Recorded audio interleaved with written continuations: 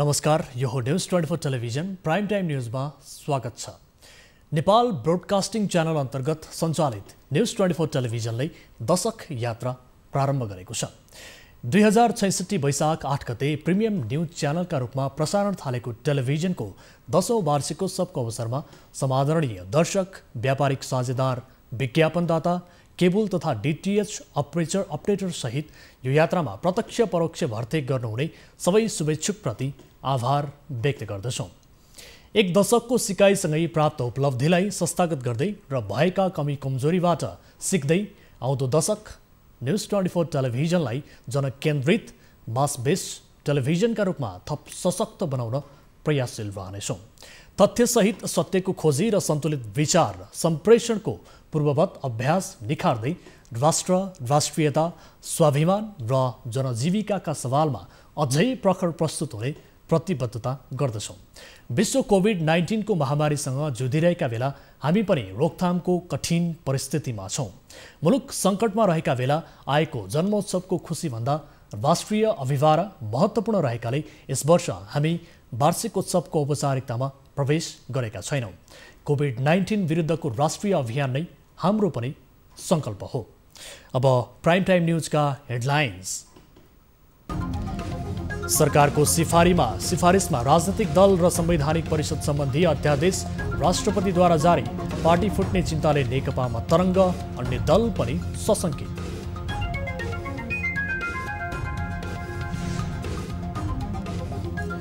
News 24 television 11औं वर्षमा प्रवेश। नागरिक पत्रकारितामा खरो उत्रने प्रतिबद्धता, सल्लाह र सुझावको अपेक्षा।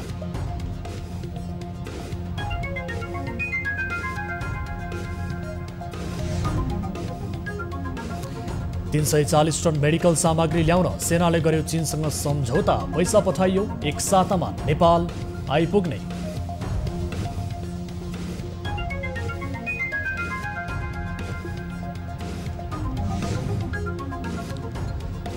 लकडाउनका कारण विश्व सम्पदामा सूचीकृत सम्पदाको पुनर्निर्माणमा असर। मजदुर गाउँ हिँडेपछि बिचल्ली, धरणाको काम भने जारी।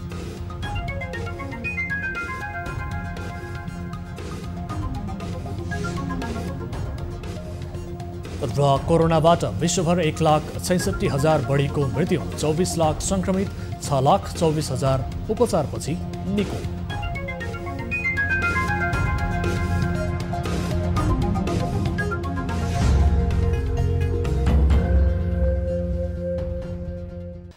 हामी निरन्तर न्यूजमा छौँ। मन्त्री परिषदले पास गरेका 2 अध्यादेश राष्ट्रपति विद्यादेवी भण्डारीले जारी गर्नुभएको छ। संवैधानिक परिषद सम्बन्धी कानुन र राजनीतिक दल सम्बन्धी कानुनलाई संशोधन गर्न अध्यादेश राष्ट्रपति भण्डारीले जारी गर्नुभएको हो। राष्ट्रपति कार्यालयका प्रवक्ता केशव प्रसाद घिमिरेले विज्ञप्ति जारी गर्दै राष्ट्रपतिबाट संवैधानिक परिषद काम, कर्तव्य, अधिकार र कार्यविधि सम्बन्धी पहिलो संशोधन अध्यादेश 2077 र राजनैतिक दल सम्बन्धी दोस्रो संशोधन अध्यादेश 2077 भएको जानकारी दिएका छन्। यसअघि मन्त्री परिषदको बैठकले संघीय दल वा केन्द्रीय समितिमध्ये एकमा मात्र 40% बहुमत देखाएर पार्टी फुटाउन मिल्ने गरी अध्यादेश ल्याउने निर्णय गरेको थियो। सोमबार दिउँसो प्रधानमन्त्रीको सरकारी निवास बालुवाटारमा बसेको बैठकले कुनै पनि पार्टीको संसदीय दल वा केन्द्रीय कमिटीमध्ये कुनै एकमा 40% भए पुग्ने गरी अध्यादेश पारित गरेको हो। यससँगै अब कुनै पनि पार्टी फुटाउन सजिलो हुने भएको छ। अहिलेको अवस्था अनुसार कुनै पनि पार्टी विभाजनका लागि संसदीय दल वा केन्द्रीय कमिटी दुवैमा 40% हुनै पर्ने प्रावधान छ। तर प्रधानमन्त्रीले अब यी दुईमध्ये एकमा मात्रै 40% पुगेमा पार्टी फुटाउन पाइने व्यवस्था सहितको अध्यादेश पारित गरेर राष्ट्रपति कहाँ पठाउने निर्णय लिनुभएको हो। लकडाउन अघि नै बसेको पार्टी सचिवालय बैठकमा अल्पमतमा परेपछि सशङ्कित प्रधानमन्त्री ओलीले मन्त्री परिषदबाट यस्तो अध्यादेश ल्याउने निर्णय गरेसँगै कार्यकर्ता माझ शङ्का बढेको छ। अर्का अध्यक्ष पुष्पकमल दाहालले उच्च स्तरीय राजनैतिक संयन्त्र बनाउनै पर्ने अडान लिइरहेका बेला आइतबार मात्रै प्रधानमन्त्री ओलीले त्यस्तो संयन्त्रको कुनै आवश्यकता नरहेको बताउनु भएको थियो। उहाँले विश्वका कुनै पनि प्रजातान्त्रिक देशमा यस्तो कुनै व्यवस्था नरहेको बताउँदै यसलाई ठाडै अस्वीकार गर्नुभएको थियो। विश्व कोरोना भाइरसको महामारीले आक्रान्त बनेको छ। यति बेला विश्व नै एकजुट हुनुको विकल्प छैन, तर नेपाली राजनीतिमा भने फरक दृश्य देखिएको छ। महामारीमा सबै दल, नेता तथा आम नागरिक एकताबद्ध हुनुपर्ने हो। प्रधानमन्त्री केपी शर्मा ओलीले यही सङ्कटमा फरक निर्णय गराएका छन्। उनको यो निर्णयको अहिले चौतर्फी विरोध पनि भइरहेको छ। राजनैतिक दल सम्बन्धी व्यवस्थामा दल टुक्र्याउन सहज हुने गरी प्रधानमन्त्रीले किन ल्याए त अध्यादेश? एक रिपोर्ट। प्रधानमन्त्री केपी शर्मा ओलीले मन्त्री परिषदको नियमित बैठक राखे। धेरैलाई चासो थियो सरकारले कोरोना भाइरस रोकथामका लागि केही योजना ल्याउला वा लकडाउन सहजताका लागि छलफल चलाउला। खाडी मुलुकमा दुःख पाइरहेका नेपाली काठमाडौँबाट गाउँ फर्केर पैदल नै कोसौं दूरी तय गर्दै गरेका मजदुरका लागि आशाको दियो बाल्ला कि भन्ने जमात धेरै थिए। तर सोमबार नेपाली राजनीतिमा फरक दृश्य देखियो। मन्त्री परिषदले राजनैतिक दल टुक्र्याउन सजिलो पार्दै अध्यादेश ल्यायो। राजनैतिक दल सम्बन्धी ऐन 2073लाई संशोधन गर्ने गरी अध्यादेश ल्याइएको छ।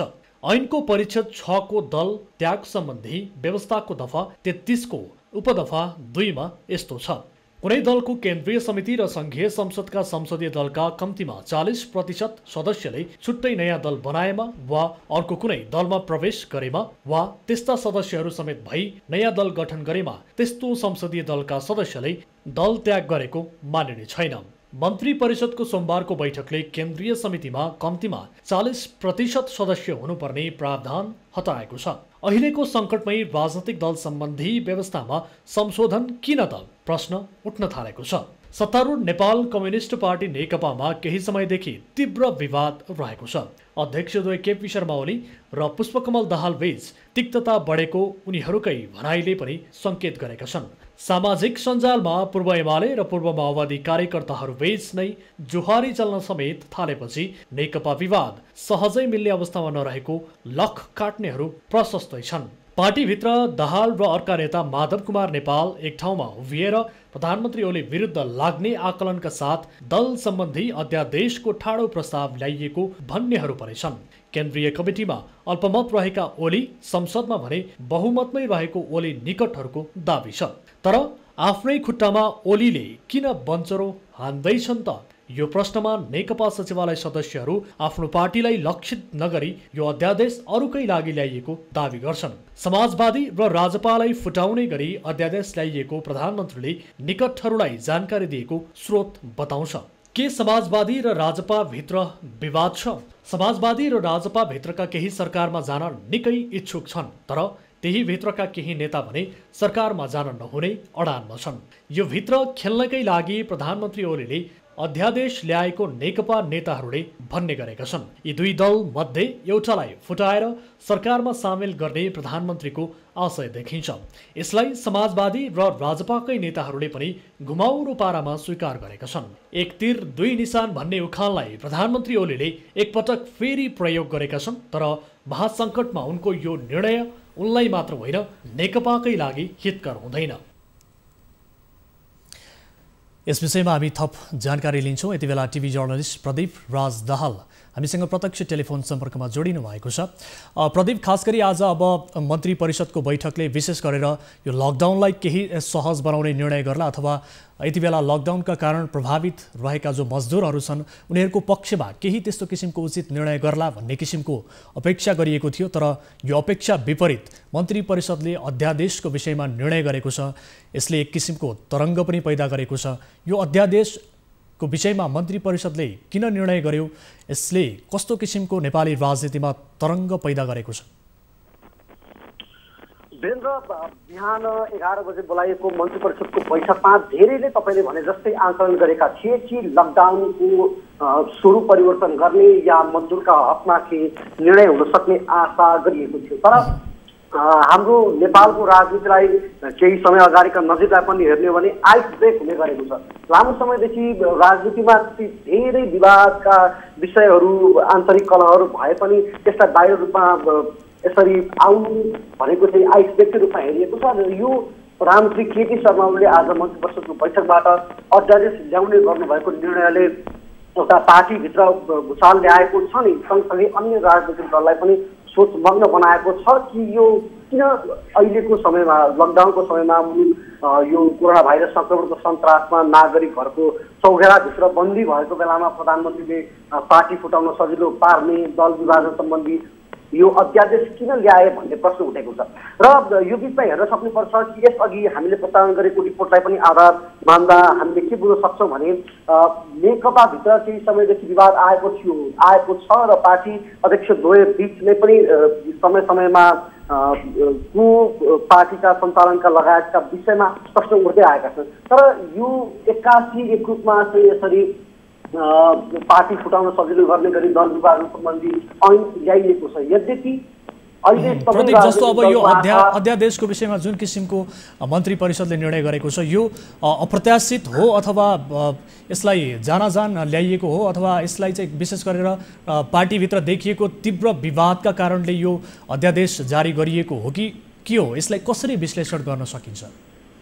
यसरी हेरौँ, त्यसो त मन्त्री परिषद बैठकबाट अध्यादेश पारित गराउनु अघि नै प्रधानमन्त्री राजनीतिक दल सम्बन्धी कानुन सम्बन्धी गृह कार्य गरिरहनु भएको थियो भन्ने पनि हामीले केही राजनीतिक दलका नेताहरूबाट जानकारी पाएका छौँ। उहाँले केही समय अगाडि वरिष्ठ नेता माधव कुमार नेपाल, उप प्रधानमन्त्री ईश्वर पोखरेल, महासचिव विष्णु पौडेल, संसदीय दलका उपनेता सुभाष नेवाङ लगायतका नेताहरूसँग यस विषयमा पटक पटक छलफल गर्नु भएको भन्ने पनि हामीले बुझेका छौँ। र सँगसँगै आइतबार बालुवाटारमा वरिष्ठ नेता माधव कुमार नेपालसँग पनि प्रधानमन्त्री केपी शर्माले छलफल गर्नुभएको थियो। दुई नेता बीच पनि यो विषयमा छलफल भएको, उहाँहरूलाई यस विषयमा जानकारी भएको पनि हामीले जानकारी पाएका छौँ। यस्तै नेकपाका अर्का अध्यक्ष पुष्पकमल दाहालसँग पनि प्रधानमन्त्री केपी शर्मा ओलीले छलफल गर्नुभएको थियो र यो विषयमा लगभग एक तहका नेताहरू जो सचिवालयमा हुनुहुन्छ उहाँहरूलाई यो निर्णयको विषयमा अगाडि नै जानकारी थियो भन्ने पनि छ। र यो चाहिँ अप्रत्याशित रूपमा आज मात्रै होइन कि यो प्रधानमन्त्री केपी शर्मा ओलीले केही समय अगाडिदेखि नै पार्टीका अध्यक्ष पुष्पकमल दाहालसँग, वरिष्ठ नेता झलनाथसँग, माधव कुमार नेपालहरूसँग छलफल गरिरहनु भएको थियो भन्ने बेला बेलामा आएको थियो। र यसले एउटा के पनि देखाएको छ भने हो आजको जुन तरिकाको निर्णय आयो यस्तो पूर्व माओवादीका खेमाहरूबिच छुट्टिएको जस्तो किता काटाकाट भएको जस्तो देखिएको छ। यद्यपि केही नेताहरूले पूर्व माओवादीहरूका नेताहरूले चाहिँ प्रश्न पनि उठाएका छन् कि पार्टी फुटाउन केपी शर्मा ओलीले यो खालको अध्यादेश ल्याउनु भयो भनेर पनि भनिएको छ। तर यसो अप्रत्याशित नै हो, यो एक्कासी आजै आयो भन्ने चाहिँ विभिन्न नेताहरूको भनाइलाई उद्धृत गर्दाखेरि चाहिँ त्यो मुनासिब नहोला। जस्तो प्रदीप, अब मन्त्री परिषदले पनि अध्यादेशको विषयमा पास गर्नु र लगत्तै राष्ट्रपति विद्यादेवी भण्डारीले पनि यसलाई जारी गर्नुले यो नेकपाभित्रको एउटा राजनीति हो अथवा शक्ति सङ्घर्षहरू हावी भएको, यसलाई कसरी बुझ्न सकिन्छ? केही समय अगाडि हामी हेर्न सक्छौँ कि प्रधानमन्त्री केपी शर्मा ओली जो आफ्नो मृगुला प्रत्यावर्तन भएपछि उहाँ बालुवाटार आए लगत्तै उहाँलाई पार्टीभित्रबाट विभिन्न समस्या र पार्टीभित्रकै गुटहरूलाई सम्हाल्नलाई प्रधानमन्त्री केपी शर्मालाई अलिकति गाह्रो भएको देखिन्छ। त्यसमा पनि पूर्व माओवादीहरू केही समय हावी हुनु, माधव नेपाल समूह अझ भनौँ पुष्पकमल दाहाल, अर्का अध्यक्ष पुष्पकमल दाहाल जुन चाहिँ सम्बन्ध राम्रो हुनु, गुटलाई तर्साउने चालबाजी हुन सक्ने पनि आङ्कलन यो आजको निर्णयलाई मानिएको छ। र तपाईँले भने जस्तै राष्ट्रपति विद्यादेवी भण्डारीबाट जारी भएको दुईवटा अध्यादेशले पनि के देखाउन सक्छ भने किन यति धेरै हतार गरेर आजै उहाँले एक दिनलाई होल्ड गरेर पार्टीभित्रको केही समस्या छन् कि भन्ने पनि बुझ्न सक्नुहुन्छ। किनभने यसअघि पनि राष्ट्रपति विद्यादेवी भण्डारीले यस्ता केही विषय पार्टीभित्र आएमा, नेकपाभित्रको आएमा उहाँले दुवै अध्यक्षलाई बोलाएर छलफल गर्नुहुन्थ्यो। तर एक्कासी आज केही बेरमै मन्त्री परिषद गरेको निर्णयको केही बेरमै उहाँले अध्यादेश जारी गर्नुले पनि धेरै प्रश्न उठेको छ। र तपाईँले भने जस्तै कतिपयले भने यो माधव दाहाल गुटलाई तर्साउने चालबाजी हुन सक्ने भनेका छन्, केहीले नेपाल र दाहाल यसबारेमा पहिले जानकार भएको भनिरहँदाखेरि चाहिँ यसले केही प्रश्न पनि उब्जाएको भने पक्कै छ। तर पनि हामीले यसलाई कसरी हेर्नुपर्छ भने यो समयमा नेकपाले उठाएको एउटा प्रश्नले नेकपालाई त प्रश्नमा के राखेको छ भने यो पार्टी फुटाउन सक्ने खालको निर्णय हो या होइन भन्ने छँदैछ। त्यसबाहेक राजपा समाजवादी पार्टीहरूलाई पनि यसले केही सशङ्कित भन्ने बनाएको छ। जस्तो प्रदीप, अहिले अब विशेष गरेर नेकपाको बैठक पनि जारी छ, यहाँले विशेष गरेर अब केही नेताहरूसँग कुराकानी गर्न पाउनु भएको छ वा छैन? यो बैठकले कस्तो किसिमको निर्णय गर्न सक्ला, यस विषयमा के अनुमान गर्न सकिन्छ? मुख्यतः मन्त्री परिषद बैठक सकिए लगत्तै माओवादी नेताहरू चाहिँ पूर्व माओवादी भनौँ न, पूर्व माओवादी नेताहरू चाहिँ अर्का अध्यक्ष पुष्पकमल दाहालसँग छलफलमा हुनुहुन्थ्यो भन्ने हामीले जानकारी पाएका थियौँ। र त्यसपछि यो असन्तुष्टि जारी भएपछि एउटा कुरोमा पनि एमाले चाहिँ पार्टी छुटाउन लागेको जत्तिकै भनेर यसलाई बुझेपछि चाहिँ अर्का अध्यक्ष पुष्पकमल दाहाल र केपी शर्मा ओलीबीच फोनमा कुराकानी भएको थियो र त्यो फोनको कुराकानी पश्चात नेकपा सचिवालय बैठक बोलाइएको थियो र सचिवालय बैठकमा अहिले यो विषय खासमा पार्टी फुटाउनुको लागि जोडिएको हो या यसबाहेक अन्य पाटाहरू पनि छन्। र सँगसँगै हामीले एउटा कुरा के पनि बिर्सनु हुँदैन भने आज मन्त्री परिषद निर्णय गर्दै गर्दा राजनीतिक दल सम्बन्धी अध्यादेश मात्र नभई संवैधानिक परिषदको पनि अध्यादेश जारी गरेको छ र यसमा भने चाहिँ धेरै राजनीतिक दलहरूको नेकपाका नेताहरूको पनि ध्यान गएको छैन। किनभने संवैधानिक परिषदमा जहाँ प्रमुख प्रतिपक्ष दल लगायत सभामुख उपसभामुख प्रधानमन्त्रीको सहभागिता रहने जुन परिषद रहन्छ त्यसको लागि पनि अध्यादेश जारी गर्नुपर्ने र राजनीतिक दल सम्बन्धी अध्यादेश सँगसँगै यो पनि संवैधानिक परिषद अध्यादेश पनि जारी हुनुले अर्को प्रश्न उठाएको छ र यो विषय पनि सचिवालय बैठकमा छलफल भइरहेको हामीले सचिवालय बैठकका प्रदीप अब जस्तो अब भोलिका दिनमा संसदमा अध्यादेशका विषयमा विशेष गरेर अध्यादेश कानुनी रूपमा सहज ढङ्गले पास होला नहोला संसदमा विशेष गरेर यसको संवैधानिक व्यवस्था संवैधानिक ऐनमा यसको व्यवस्था चाहिँ कस्तो छ? पक्कै संविधानको धारा 114 को अध्यादेश 1 भन्ने जुन गुनामा एकमा संघीय संसदको दुवै सदनको अधिवेशन चलिरहेको अवस्थामा बाहेक अन्य अवस्थामा तत्काल केही गर्न आवश्यक परेमा मन्त्री परिषदको सिफारिसमा राष्ट्रपतिले अध्यादेश जारी गर्न सक्नेछ भनिएको छ। त्यस्तै उपधारा 1 बमोजिम जारी भएको अध्यादेश ऐन तरह मान्य हुनेछ भनिएको छ। तर त्यस्तो प्रत्येक आदेश चाहिँ जारी भएपछि बसेको संघीय संसदको दुवै सदनमा पेश गरिनेछ र दुवै सदनले स्वीकार नगरेमा स्वत निष्क्रिय हुनेछ भनिएको छ। मतलब अध्यादेशको पनि एउटा समय सीमा छ र सँगसँगै राष्ट्रपतिबाट जुनसुकै बखत पनि यो अध्यादेश खारेज हुन सक्ने पनि संवैधानिक व्यवस्था छ र सँगसँगै संविधानको खण्ड क वा ख जुन 114 को धाराअनुसार हेर्ने हो भने निष्क्रिय वा खारेज नभएमा दुवै सदनको बैठक बसेको 60 दिनपछि यो आफै निष्क्रिय हुनेछ। यदि अध्यादेशका विषयमा चाहिँ दलहरू बिच भएन भने चाहिँ यो खारेज हुने पनि निष्क्रिय हुन सक्ने पनि व्यवस्था छ। जस्तो प्रदीप अब अन्त्यमा जस्तो यति बेला अध्यादेश पारित जारी भइसके पश्चात यसले एक किसिमको तरङ्ग पैदा गरेको छ। यो विषम परिस्थितिमा पनि अध्यादेश जारी गर्दा यसले एक किसिमको चौतर्फी विरोध पनि भइरहेको छ। यसको अब यसले भावी दिनमा नेपाली राजनीतिमा पार्ने प्रभाव चाहिँ कस्तो हुन सक्छ समग्रमा? अहिले नै यो विश्लेषण गरिहाल्न भने त्यति उचित नहोला। किनभने अहिले जुन तरिकाले अध्यादेशको विषय आएको छ होला भोलि संसदमा यसको छलफल होला। विभिन्न राजनीतिक दलहरूले विभिन्न प्रमुख प्रतिपक्षी दल अझ भनौँ नेकपाभित्र पनि यसलाई लिएर विभिन्न विरोधहरू सिर्जना होला। तर अहिले नै यसले भोलिका दिनमा कस्तो असर पार्ला भनेर विश्लेषण गरिहाल्न भने ठिक नहोला।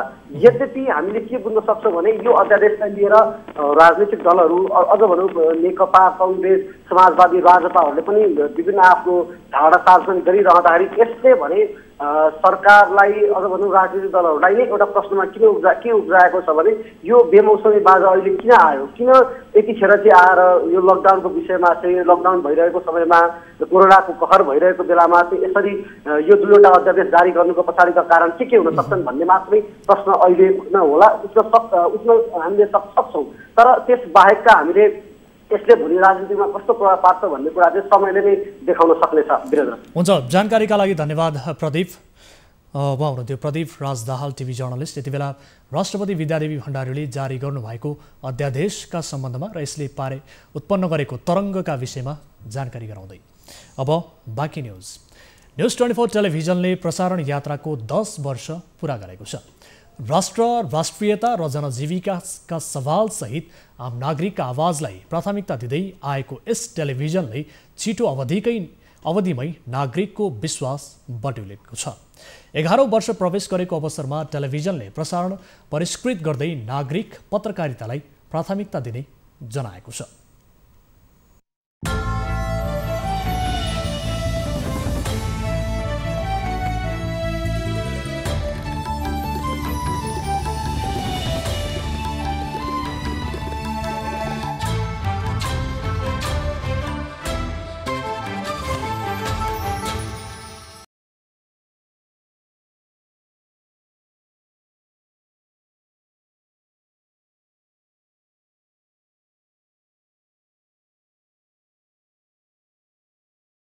पृथक पहिचानका कारण दर्शकको असीम विश्वासका साथ दशकारम्भ सुरु भएको खुसी बाँडिरहँदा हामी ती सबैलाई स्मरण गर्न चाहन्छौँ जसले प्रसारणको श्री गणेशदेखि परिष्कृत गर्दै हाम्रो यात्रालाई लाखौं दर्शकको सर्वप्रिय बनाइदिए र ती सबैप्रति कृतज्ञ छौँ जसले हामीलाई निरन्तर साथ सहयोग र समर्थन गरिरहे।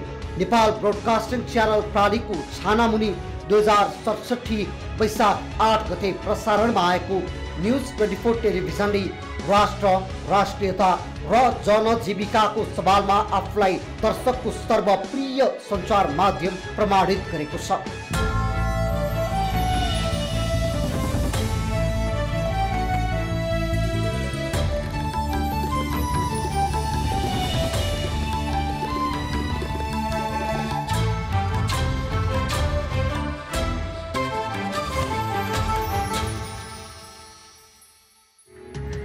आवाज विहीनका आवाजको माध्यम मात्र होइन, हामीले हर क्षेत्रका विकृति विसङ्गति प्रति तीव्र प्रहार गरेका छौँ जसले राज्य, सरकार र नागरिकलाई सचेत गराएको छ।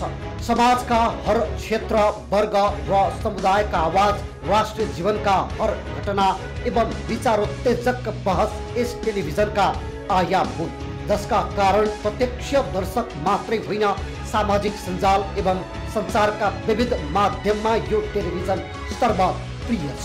32 लाख बढी फेसबुक लाइक्स र 18 लाख बढी युट्युब सब्सक्राइबर्स पनि हाम्रो लोकप्रियताका कसी हो। सीधा कुरा जनतासँग।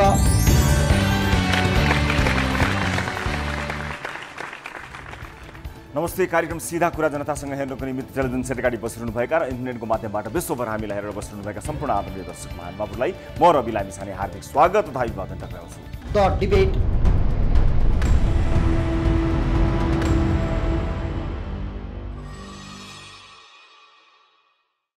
नमस्कार, द डिबेटमा स्वागत छ। Power news.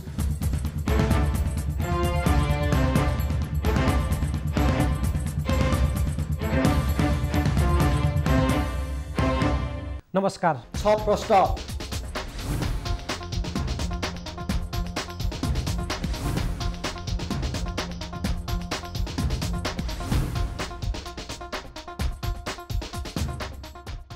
नमस्कार, नियमित कार्यक्रम 6 प्रश्नमा यहाँलाई स्वागत छ।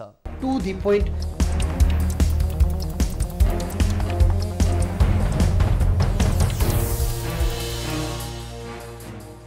इस्यु अफ द डे जस्ता कार्यक्रमले नागरिकका समस्यासँगै हर क्षेत्रका घटना, परिघटना, विकृति, विसङ्गति उजागर गरिरहेका छन्। यसबाहेक विषयगत कार्यक्रम विशेषले आफ्ना क्षेत्रका खास सन्दर्भ र विचार आम दर्शक बीच पुर्याएका छन्। विश्वसनीय, निष्पक्ष र नागरिक आवाज हाम्रा प्राथमिकता हुन्, जसलाई नागरिक पत्रकारिताका रूपमा परिष्कृत गर्ने प्रण दोहोर्याउन चाहन्छौँ। हामी सबै आवाजका प्रतिनिधि हौँ जसको निर्देश दर्शकबाट हुनेछ। 11औं वर्ष प्रवेशको यो अवसरमा परिष्कृत र परिमार्जन हुने प्रतिबद्धताका साथ समादरणीय दर्शक, व्यवसायिक साझेदार एवं शुभेच्छुकमा आभार व्यक्त गर्दछौँ।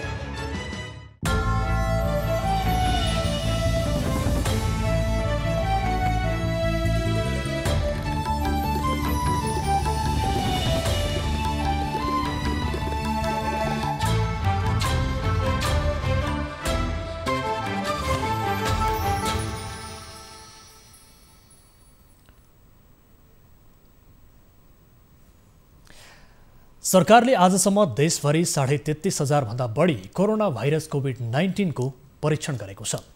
आजसम्म स्वाब परीक्षण, पीसीआर र र्यापिड डायग्नोस्टिक आरडीटी विधिबाट 33,562 नमुना परीक्षण भएको स्वास्थ्य तथा जनसङ्ख्या मन्त्रालयले जनाएको हो। पीसीआर विधिबाट पछिल्लो 24 घण्टामा 324 गरी 8,414 नमुना परीक्षण गरिएको छ। यस्तै आरडीटी विधिबाट पछिल्लो 24 घण्टामा 3,019 गरी 25,148 नमुना परीक्षण गरिएको छ। आज नयाँ सङ्क्रमित देखिएका छैनन्। अहिले देशका विभिन्न अस्पतालमा 27 जना उपचाररत रहेका छन्। 4 जना उपचारपछि निको भएर घर फर्किसकेका छन्। उदयपुरमा PCR परीक्षणका लागि 152 जनाको नमुना सङ्कलन गरिएको छ। उनीहरूको नमुना राष्ट्रिय प्रयोगशाला टेकुमा पठाइएको प्रवक्ता डाक्टर विकास देवकोटाले बताउनुभयो। उदयपुरमा जम्मा 152 जनामा थप PCR नमुना सङ्कलन भएको छ। उक्त नमुनाहरूको परीक्षण हाल राष्ट्रिय जनस्वास्थ्य प्रयोगशालामा भइरहेको छ। आजसम्म कुल सङ्क्रमित व्यक्तिहरूको सङ्ख्या 31 हो, जसमध्ये 4 जना निको भएर घर फर्किसक्नु भएको अवस्था छ भने 27 जनाको विभिन्न अस्पतालमा उपचार भइरहेको छ। सबैको उपचारको क्रम जारी छ र स्वास्थ्य स्थिति सामान्य छ।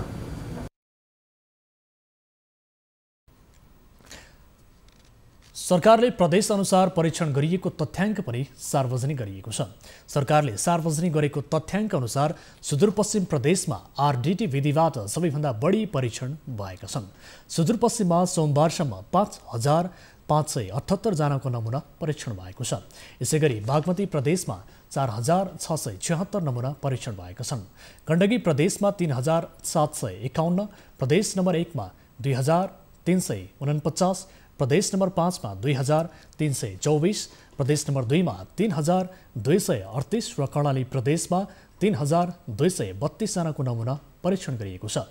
अहिले देशैभर 5,936 जना क्वारेन्टिनमा रहेका छन्। उपत्यकामा 4 र उपत्यका बाहिर 107 सहित 111 जना आइसोलेसनमा रहेको मन्त्रालयले जनाएको छ।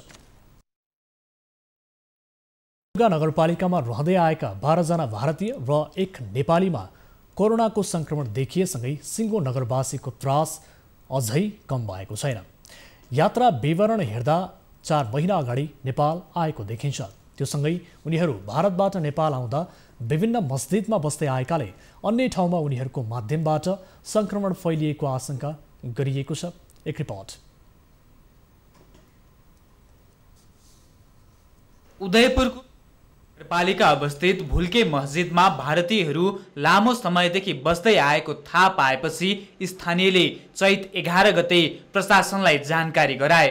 जानकारी पश्चात चैत 14 गते मात्र अनुगमन गरियो। त्यस क्रममा 8 मुस्लिम समुदायका भारतीय र 4 नेपाली भुल्के मस्जिदमा भेटिएको थियो। मस्जिदमा भेटिएका र उनीहरूको सम्पर्कमा आएका व्यक्तिहरूको कोरोना परीक्षण गर्दा 12 जना भारतीय र 1 नेपालीलाई कोरोना पोजिटिभ देखियो। एकैचोटि 13 जनामा सङ्क्रमण देखिएपछि अहिले सम्पूर्ण नगरवासीहरू त्रासमा छन्। पोजिटिभ देखिएका 13 सहित 15 जना लकडाउन हुनु अगावै सिवाईमा बसेर भुल्के गएका थिए। कोरोना सङ्क्रमितसँगै अन्य मुस्लिमहरू पनि मस्जिदमा जाने आउने गर्नुका साथै स्थानीय चिया पसल, किराना पसलहरूमा खुल्ला रूपमा आउने र चिया खाने गरेको स्थानीयहरू बताउँछन्। हामी त यहाँ तर्सित छौँ कि यो हाम्रो स्थानीय निकाय र यो जिल्ला प्रशासन कार्यालयको गल्तीले गर्दाखेरि हामीले 11 गते हामीले थाहा पाएर 12 गते प्रशासनलाई ल्याएर जिम्मा लगायौँ। अनि यो चाहिँ केही होइन भनेर ती राखेर यो ठुलो भुल गरिदियो प्रशासनले। त्यसलाई त्यतिखेर क्वारेन्टाइन लागेको यो स्थिति आउँदैन थियो। मुस्लिमहरू इन्डियाबाट भारतबाट चाहिँ आएका रहेछन्। उनीहरूलाई चाहिँ ल्याब टेस्ट र्याबिङ टेस्ट गराउनका निम्ति हामीले आग्रह गऱ्यौँ पटक पटक। यहाँको जिल्ला प्रशासन, नगर चाहिँ हाम्रो चाहिँ स्थानीय सरकार लगायतको चाहिँ सम्पूर्ण शक्ति भएर चाहिँ एउटा स्वास्थ्य परीक्षणका निम्ति चाहिँ लग्यो, जसको परिणामस्वरूप प्रदेशबाट चाहिँ गराउँदा 8 जनामा सङ्क्रमण देखा पर्यो। मस्जिदमा बसेकाहरूलाई सङ्क्रमण देखिएपछि अहिले मस्जिद आवत जावतमा रोक लगाई सिल गरिएको छ। ती सङ्क्रमित व्यक्तिहरू उहाँहरू बसेको यो मस्जिदलाई अहिले पूर्णतया चाहिँ सिल गरेर राखेका छौँ। त्यसलाई चाहिँ त्यो लकै गरेर राखेका छौँ। त्यसपछि त्यसको त्यो लोकालिटी, त्यो वरिपरि त्यो एरियामा लगभग 52-55 घरहरूलाई चाहिँ अहिले सिल गरेर चाहिँ राखेका छौँ हामीले। त्यहाँ कुनै पनि मान्छे इन आउट हुन दिएका छैनौँ। सङ्क्रमित भारतीयहरूको ट्राभल हिस्ट्री हेर्दा उनीहरू डिसेम्बर 10 मा नेपाल प्रवेश गरेको देखिन्छ भने मोरङ, सुनसरीको विभिन्न मस्जिदहरूमा 3 महिना घुमफिर गरेको देखिन्छ।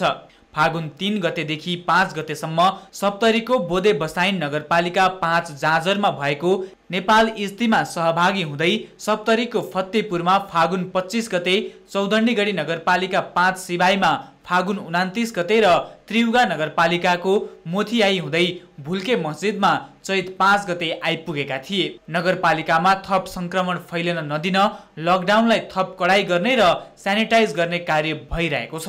हामीले वडा समिति सबै परिचालन गरेका छौँ। उनीहरूलाई को जाने को त्यसमा आएको थियो त्यसको ट्रेस गर्ने कामहरू हामी अगाडि बढाएका छौँ। यसलाई सेनिटाइजर गर्ने कामहरू हामीले थाहा पाउने बित्तिकै गरिसकेका छौँ र मुख्य रूपमा चाहिँ सबैभन्दा पहिले आफ्नै ठाउँमा लकडाउनमा भइदिनलाई पनि अनुरोध पनि गरेका छौँ, अपिल पनि गरेका छौँ। साथै जो सम्पर्कमा उहाँहरूसँग 12 जनाको सम्पर्कमा यदि आउनु भएको छ भने हाम्रोलाई सम्पर्कमा आइदिनुहोस्। हामी चाहिँ उहाँहरूलाई चाहिँ उपचारको व्यवस्था गराउँछौँ, स्वाब टेस्ट गराएको व्यवस्था गराउँछौँ।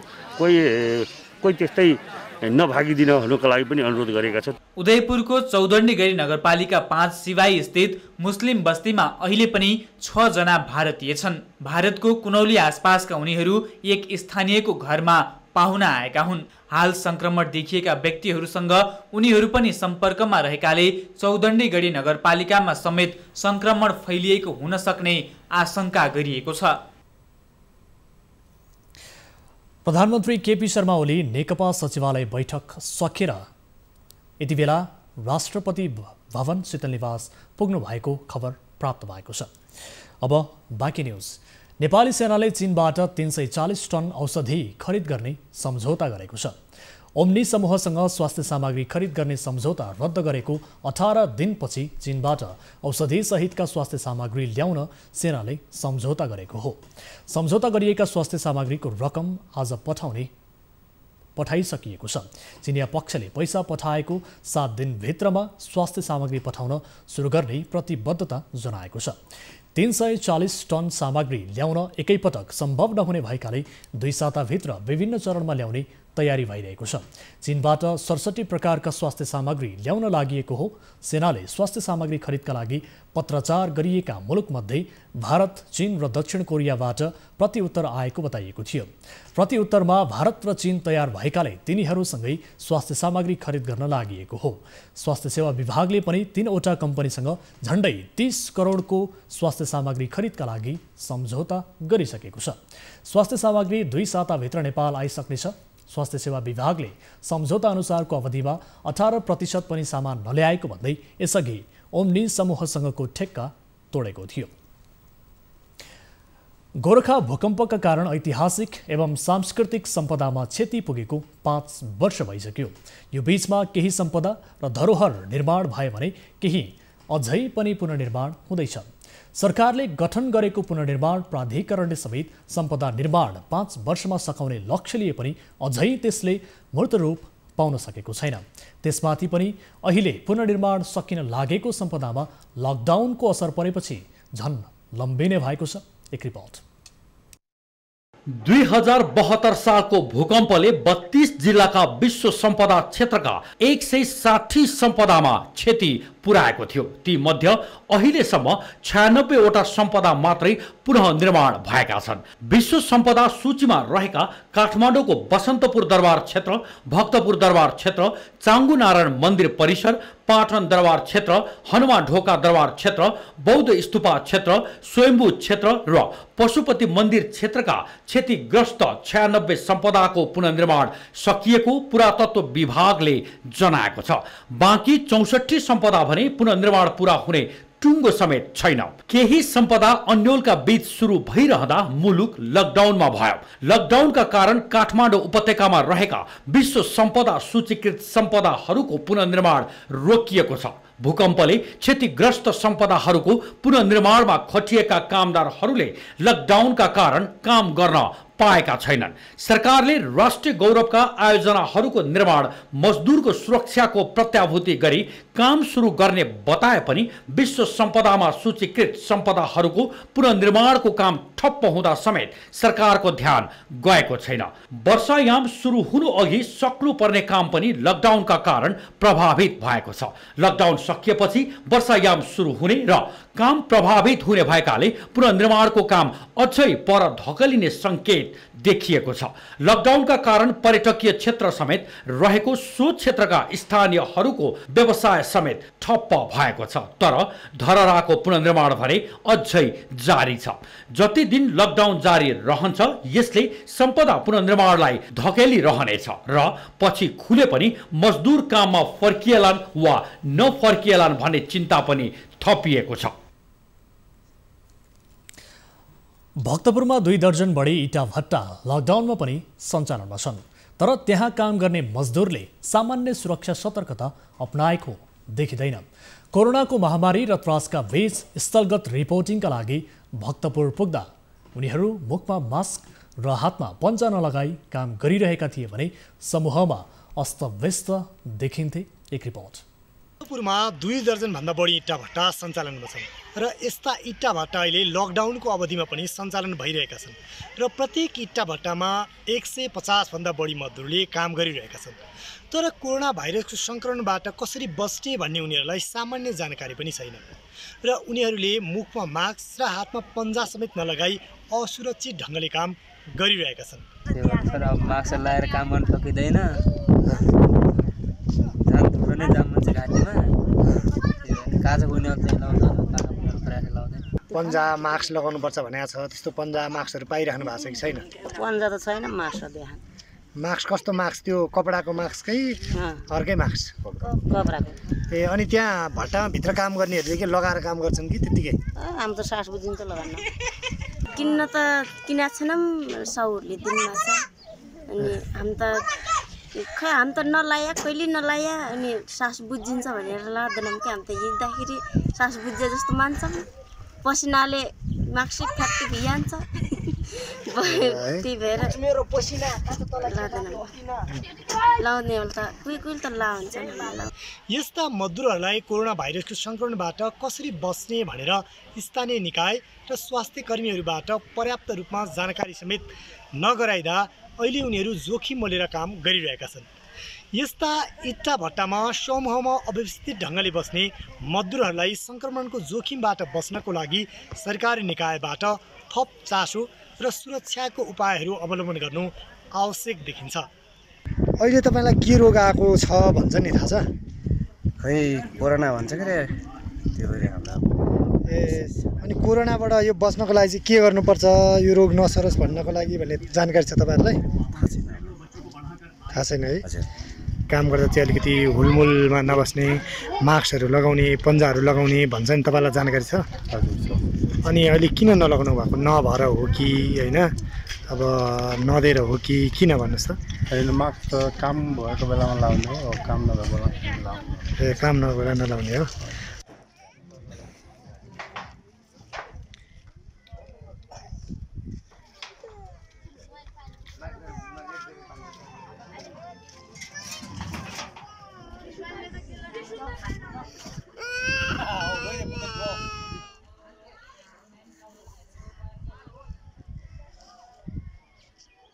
हामीले मजा बिहान 2 घन्टा चाहिँ काम गराउने अनि बेलुका 3 घन्टा चाहिँ काम त्यसरी चलाइरहेको छ।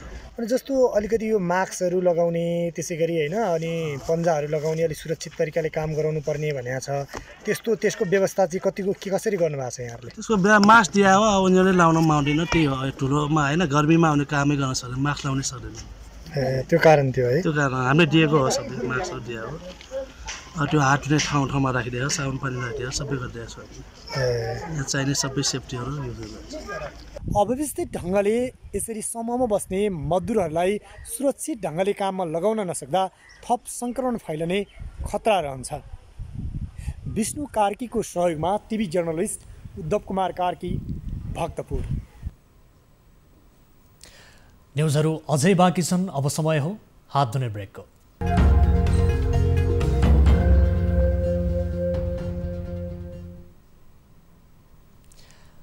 हामी निरन्तर न्युजमा छौँ।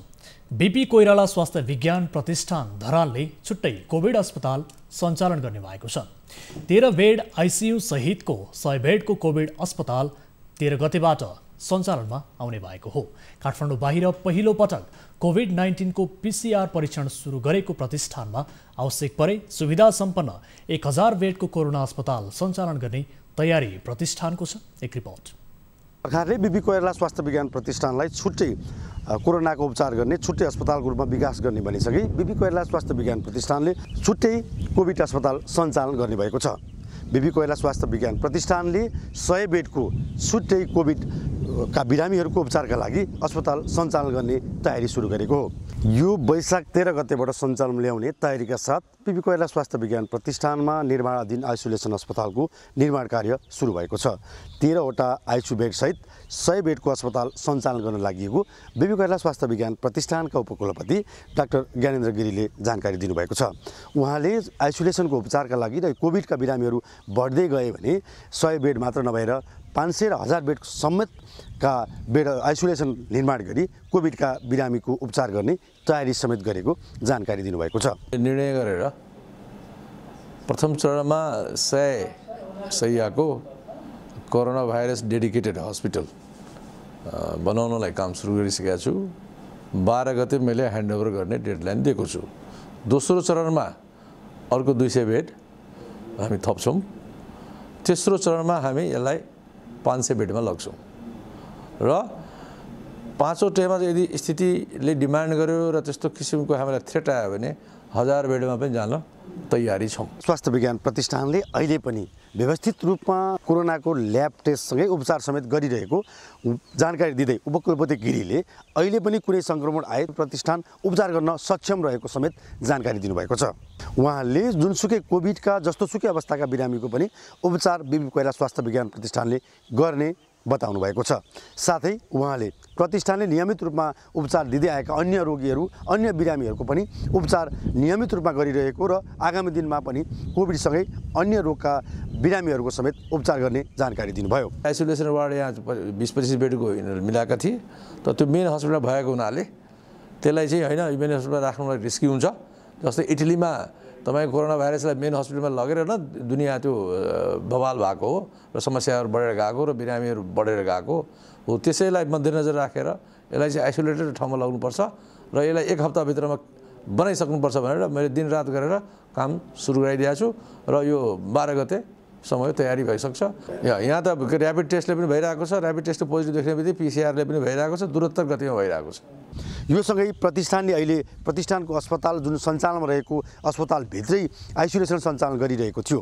यसले गर्दा अन्य बिरामीमा सङ्क्रमण बढ्ने तथा एक खालको त्रास उत्पन्न भएपछि प्रतिष्ठानले छुट्टै पुनर्स्थापना केन्द्रमा 100 बेडको आइसोलेसन अस्पताल जहाँ 13 बेडको आइसियु सहितको अस्पताल सञ्चालनमा ल्याउने तयारी गरेको हो। यो गरेसँगै अहिले प्रतिष्ठानमा कार्यरत चिकित्सक तथा कर्मचारीहरूमा एक खालको जुन त्रास थियो, प्रतिष्ठानभित्रै अस्पतालभित्रै उपचार भइरहेको जुन खालको त्रास थियो त्यो त्रासको भने अन्त्य भएको छ। उनीहरूले अब निर्धक्क साथ काम गर्ने वातावरण बन्दै गएको छ। यसले गर्दा अस्पतालभित्र बढ्न सक्ने सङ्क्रमणलाई समेत रोक्ने देखिएको छ। न्युज 24 टेलिभिजनका लागि टिभी जर्नलिस्ट सन्तोष काफले, सुनसरी। यति बेला राष्ट्रपति विद्यादेवी भण्डारीबाट अध्यादेश जारी भइसके पश्चात यसले नेपाली राजनीतिमा एक किसिमको तरङ्ग पैदा गरेको छ र नेकपा सचिवालयको बैठकमा खास गरी पार्टीभित्र छलफल नै नगरी अध्यादेश जारी गरेको विषयलाई लिएर असन्तुष्टि जनाइएको छ। केन्द्रीय सचिवालयको बैठक आकस्मिक जस्तो गरी आयोजना गरियो र मुख्यतः सरकारले आज दुईटा विषयमा अध्यादेश जारी गर्ने जो निर्णय गरेको थियो, अहिले बैठक बस्दा बस्दै हामीले थाहा पायौँ कि राष्ट्रपतिज्यूबाट त्यो अध्यादेश जारी पनि भइसकेको छ। त्यो अध्यादेशको विषय गम्भीर राजनीतिक महत्त्वको विषय भएकोले त्यसबारेमा यसअघि पार्टीमा कुनै छलफल नभएको अवस्थामा त्यसबारेमा छलफल गर्न यो सचिवालयको बैठक बस्यो। बैठकमा त्यसका सन्दर्भमा प्रधानमन्त्रीले सरकारको तर्फबाट यो अध्यादेशका बारेमा आफ्नो विषय प्रस्तुत गर्नुभयो भने सचिवालयका सबै कमरेडहरूले यो विषयमा गम्भीरतापूर्वक आफ्ना विचारहरू प्रस्तुत गर्नुभएको छ। यो विषयलाई अत्यन्तै महत्त्वका साथ सबै पक्षबाट हेरेर छलफल बहस भएको छ र अहिले विभिन्न कोणबाट यसबारेमा छलफल भइरहेकै बेलामा राष्ट्रपतिज्यूबाट यो अध्यादेश जारी भइसकेको समेत सूचना प्राप्त भइसकेको अवस्थामा यसबारेमा भएको छलफल स्वाभाविक रूपमा अहिले त्यतिखेरको छलफलले नयाँ केही गर्ने स्थिति पनि रहेन र यो छलफल आफूलाई लागेका कोणबाट चाहिँ विभिन्न ढङ्गले विषयवस्तुहरू प्रस्तुत गर्ने गम्भीरतापूर्वक राख्ने कुरा भयो र यस प्रकारका विषयहरू पार्टीमा छलफल गर्ने सल्लाह गर्ने राष्ट्रिय महत्त्वका विषयलाई आवश्यकता अनुसार गम्भीर विचारबाट निर्णय गर्नु उपयुक्त हुन्छ भन्ने निष्कर्ष पार्टीले निकालेको छ र यस प्रकारका विषयहरूमा छलफल फेरि पनि हुँदै जान सक्छ। प्रधानमन्त्री एवं पार्टी अध्यक्ष कमरेड केपी शर्मा ओलीले अन्तमा सरकारको तर्फबाट जारी गरेको अध्यादेशलाई राष्ट्रपतिजीले जारी गरिसक्नु भएको सन्दर्भमा थप छलफल गर्नुपर्ने छलफल अहिले गर्नुको त्यति औचित्य रहेन।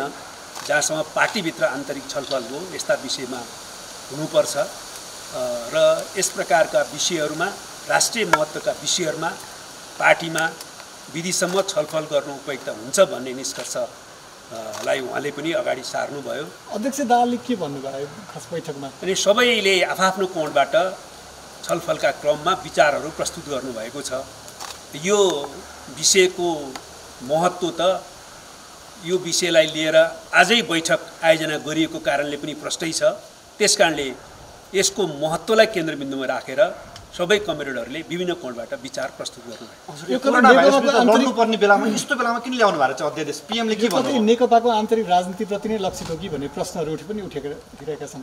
होइन, विभिन्न कोणबाट छलफल भएका छन्, तर हाम्रो पार्टीको तर्फबाट सचिवालयको पनि निष्कर्ष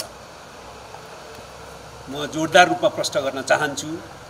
हाम्रो अगाडि अहिले दुईटा केन्द्रीय कार्यभारहरू छन्। सामान्यतः पार्टी एकतालाई मजबुत गर्ने र सरकारलाई सफल बनाउने, राष्ट्रिय स्वाधीनताको रक्षा गर्दै सामाजिक आर्थिक रूपान्तरण गर्ने, सामाजिक न्यायसहितको समृद्धिको लक्ष्य हासिल गर्नुलाई सरकार सफलताको अर्थमा लिने, यो दुईटा कामलाई आम रूपमा पुरा गर्नुपर्ने अवस्थामा तत्काल भने विश्वव्यापी महामारी जो कोरोना भाइरसको सङ्क्रमणबाट पैदा भएको छ त्यसलाई नै मुख्य विषय बनाएर त्यसका विरुद्ध सिङ्गो राष्ट्रलाई एकताबद्ध भएर लैजानुपर्ने आजको आवश्यकतामा नै जोड दिएको छ। यो अवस्थामा किन ल्याउनु भएको छ? पीएमले के भन्नुभयो? किन ल्याउनु पर्ने आवश्यकता किन देखियो? होइन, अहिले चाहिँ उहाँले त संवैधानिक परिषदको नियुक्तिहरू अड्किएको र अरू पनि त्यस्तै विषयहरू भएको कारणले यसलाई ठुलो रूपमा लिनु हुँदैन भनेर सरकारको तर्फबाट तर्क गर्नुभएको छ। रोगभन्दा ठुलो भोक मानेका मजदुर वर्ग लकडाउन छिटो अन्त्य भएको चाहन्छन्। लामो समयदेखि लकडाउन हुँदा सञ्चित गरी राखिएका केही रकम पनि सकिएपछि मजदुर वर्ग थप समस्यामा परेका छन्। धनुषामा रिक्सा चलाएर दैनिक गुजारा गर्दै आइरहेका उनीहरू सरकारी राहतको आशमा छन्। एक रिपोर्ट। यति बेला हामी जनकपुर धाम उपमहानगरपालिका वडा नम्बर 24 बसहियामा छौं। आज लकडाउनको 28औं दिन। हामी आज यस बसहिया जो नेपालको सबैभन्दा ठूलो उपमहानगरपालिकाको मध्येको एउटा वार्ड, त्यसमा 4 जना परिवारको कथा यहाँहरुमाझ आज पस्किने छौं। 4 जना परिवारको यो लकडाउनको बेलामा अवस्था के छ, स्थानीय सरकारको अवस्था के छ, पुलिसको अवस्था छ कि छैन, राहतको लागि ती परिवारको अवस्था के छ, समग्रमा ती परिवारको पीडा, कथा र व्यथा हामी आज तपाई माझ पस्किने छौं।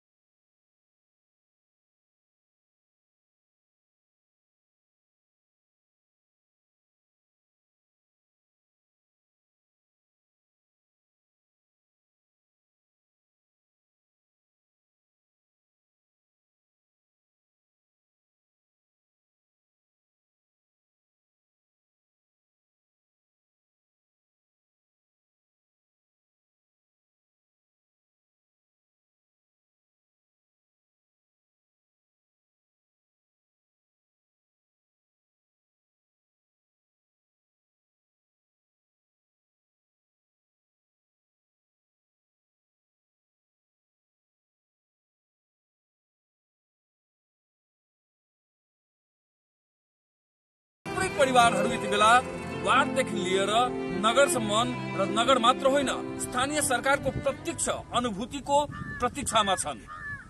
न्युज 24 टेलिभिजनको लागि जनकपुरबाट घनश्याम कुमार मिश्र। न्युजहरू अझै बाँकी छन्, अब समय हो हात धुने ब्रेकको।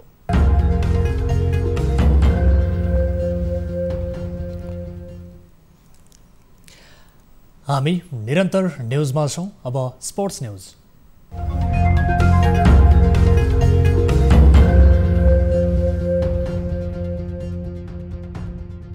कोरोना भाइरसका कारण यति बेला विश्व खेलकुद ठप्प छ, तर गत महिना स्थगित भएको तुर्कमेनिस्तान फुटबल लिग फेरि सुरु भएको छ। यसअघि मार्च 23 मा लिग स्थगित भएको थियो। कोरोना भाइरसको प्रभावका कारण मार्च 6 मा सुरु भएको लिग करिब 3 सातापछि स्थगित गरिएको थियो, तर 1 महिना नबित्दै तुर्कमेनिस्तानको फुटबल लिग पुनः सुरु गरिएको हो। लिग अन्तर्गत अल्तेन असर र कोपेडाग बीचको खेल हेर्न करिब 400 संख्यामा दर्शक समेत रङ्गशालामा उपस्थित थिए। लिगमा 8 टिमले प्रतिस्पर्धा गरिरहेका छन्। त्यस्तै कोरोना भाइरसले खेलकुद गतिविधि ठप्प भए पनि बेलारुस, ताजिकिस्तानमा पनि फुटबल लिग सञ्चालन भइरहेको छ। तुर्कमेनिस्तानमा अहिलेसम्म कोरोनाको संक्रमण देखिएको छैन।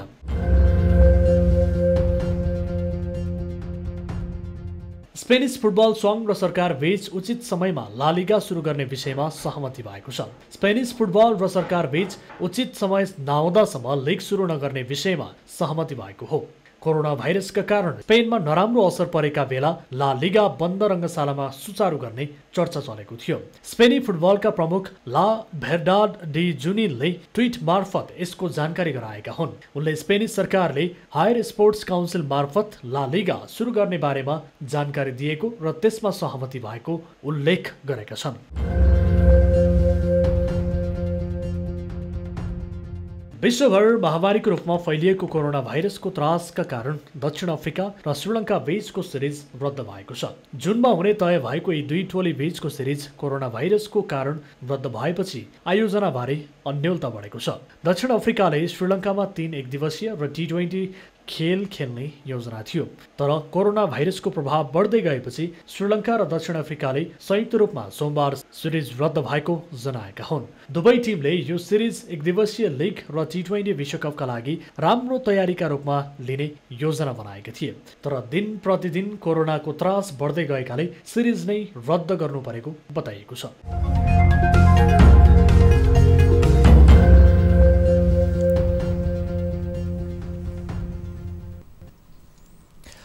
अब इन्टरनेसनल न्युज।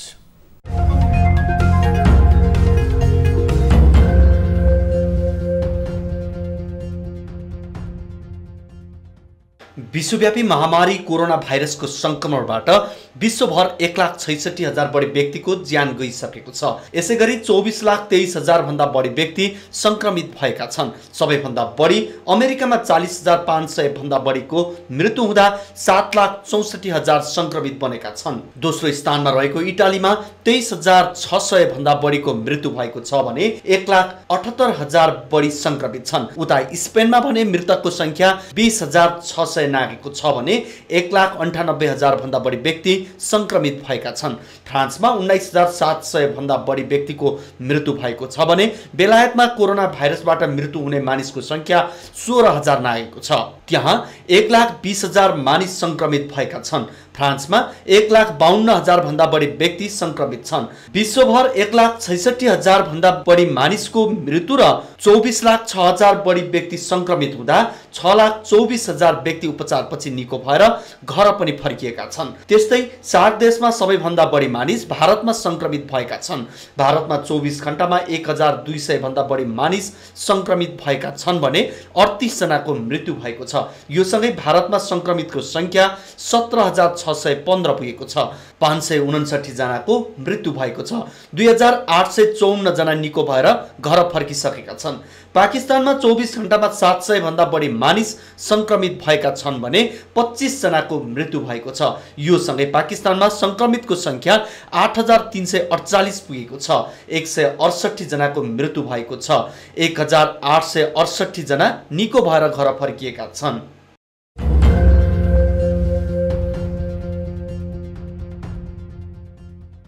अमेरिकाका विभिन्न राज्यमा लकडाउनको विरोधमा स्थानीय बासिन्दाले प्रदर्शन गर्दा गभर्नरहरू दबावमा आएका छन्। राष्ट्रपति डोनाल्ड ट्रम्पले नै प्रदर्शनकारीको समर्थन गरेपछि टेक्सास, कोलोराडो, मोन्टाना, वासिङटन सहितका दर्जन भन्दा बढी राज्यमा लकडाउनको विरोधमा प्रदर्शन गरेका छन्। तर कतिपय ठाउँमा लकडाउनको विरोधमा गरिएको प्रदर्शनमा अवरोध गरिएका छन्। यसरी भद्र अवरोध गर्नेमा कोरोना भाइरस महामारी विरुद्धको अभियानमा अग्रपंक्तिमा खटिएर काम गर्ने स्वास्थ्य कर्मीहरू नै छन्। कोलोराडोको डेनभरमा नर्सहरूले प्रदर्शनकारीको बाटो छेकेर अवरोध गरेका छन्। आफूहरूले संक्रमण नफैलियोस् भनेर जोखिममा काम गरिरहेकाले सावधानीका लागि अपनाएको सामाजिक दूरी सहितको लकडाउनका उपायहरूको पालना गर्न नर्सहरूले आग्रह गरेका हुन्।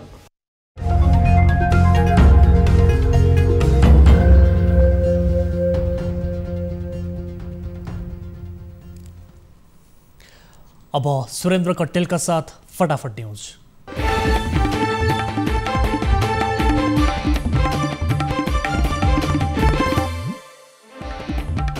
340 टन मेडिकल सामग्री ल्याउन सेनाले गर्यो चीनसँग सम्झौता, एक सातामा नेपाल आइपुग्ने। अझै 3 दिन प्री मनसुन गतिविधि सक्रिय रहने, चट्याङ, भुरी बतास र असिना सहित पानी पर्ने सम्भावना। विराटनगर महानगरपालिकाभित्र बन्द गराइएको गुद्री बजार सञ्चालनमा सतर्कता अपनाएर मात्र सञ्चालन गरिने। नेपालगञ्ज उपमहानगरपालिका 4 मा राहत वितरणमा विवाद, वडाले राहत वितरणमा आफू खुसी गरेको भन्दै स्थानीयको विरोध। अर्थतन्त्रमा परेको प्रभाव कम गर्न सरकार रिकभरीको योजनामा जुट्दै बैंकको ब्याज तिर्ने समय बढाउने सङ्केत। औसतमा प्रति महिना 1 खर्ब रुपियाँको हुने गरेको आयात चैत महिनामा घटेर 58 अर्बमा सीमित, निर्यात करिब 4 अर्ब रुपियाँ। सोमबार अन्तर्राष्ट्रिय बजारमा कच्चा तेलको मूल्य 21 वर्ष यताकै न्यून, प्रति ब्यारल $14.47 कायम। राहत वितरण सहजताका लागि सरकारले 7 प्रदेशमा तोक्यो फोकल पर्सन, खानपानमा कुनै समस्या आए सम्पर्क गर्न आग्रह। मोटर बिमामा नो क्लेम डिस्काउन्टको समयावधि थप गर्ने बिमा समितिको निर्णय, लकडाउन सकिएको 15 दिनभित्र नवीकरण गरे छुट पाइने। बैंक तथा वित्तीय संस्थाका सञ्चालकहरू बैंक बचाउ अभियानमा एकजुट, उद्योग व्यवसाय बचाउन सके मात्र बैंकिङ क्षेत्र बच्ने निष्कर्ष। लकडाउनको नाममा बन्द गरिएका सार्वजनिक बाटो तत्काल खोल्न गृह मन्त्रालयको निर्देशन, बाटो नखुले प्रशासनलाई जानकारी दिन आग्रह। स्पेनिस फुटबल संघ र सरकार बीच उचित समयमा ला लिगा सुरु गर्ने सहमति, जुलाईमा खेल सुरु हुने सम्भावना। र कोरोना भाइरसबाट विश्वभर 1,65,000 बढीको मृत्यु, 24 लाख संक्रमित, 6,24,000 संक्रमित उपचारपछि निको।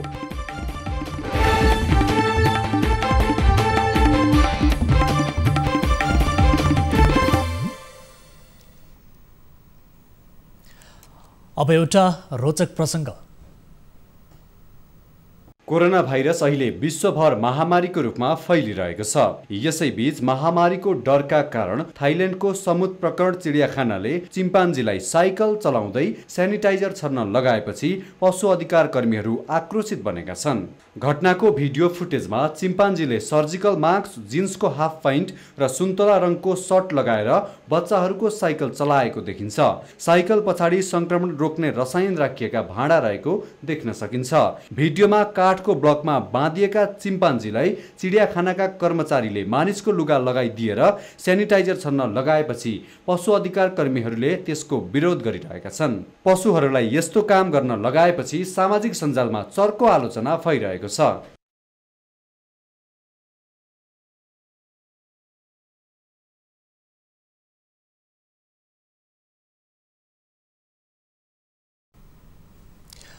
अब प्राइम टाइम न्यूज सक्नु अघि हेडलाइन्स पुनः एकपटक। सरकारको सिफारिसमा राष्ट्रपतिद्वारा 2 अध्यादेश जारी, पर्याप्त छलफल नगरी अध्यादेश ल्याएकोमा नेकपा भित्र असन्तुष्टि।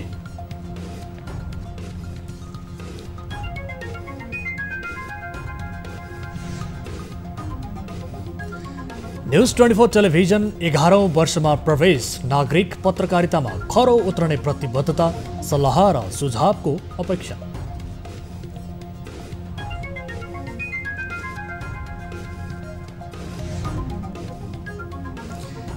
340 टन मेडिकल सामग्री ल्याउन सेनाले गर्यो चीनसँग सम्झौता, पैसा पठाइयो, एक सातामा नेपाल आइपुग्ने।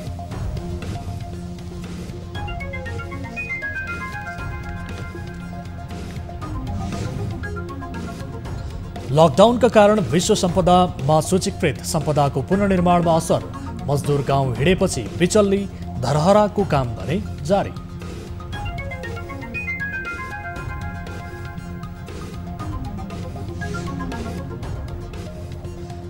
र कोरोनाबाट विश्वभर 1,66,000 बढीको मृत्यु, 24 लाख संक्रमित, 6,24,000 उपचारपछि निको।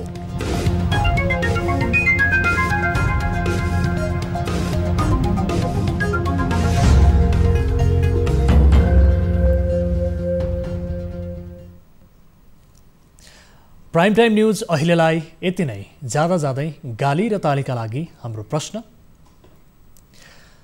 लकडाउनको बेला साँझ बिहान मानिसहरू अत्यावश्यक काम भएरै सहर बजारतिर निस्केका हुन् त? हुन् जस्तो लागे ताली र होइन जस्तो लाग्छ भने गालीमा हाम्रो पात्रको एपमा भोट गर्न सक्नुहुनेछ। थप न्युजका लागि हाम्रो वेबसाइट www.news24nepal.com हेर्नुहोला। साथै हामीलाई फेसबुक, ट्विटर र युट्युबमा पनि फलो गर्न सक्नुहुनेछ। यस्तै मोबाइल, भाइबर र इमेलबाट न्युज 24 को हेल्प डेस्कमा कुनै समस्या र गुनासो छ भने टिपाउन सक्नुहुनेछ। हामी निरन्तर न्युजमा छौँ। नमस्ते।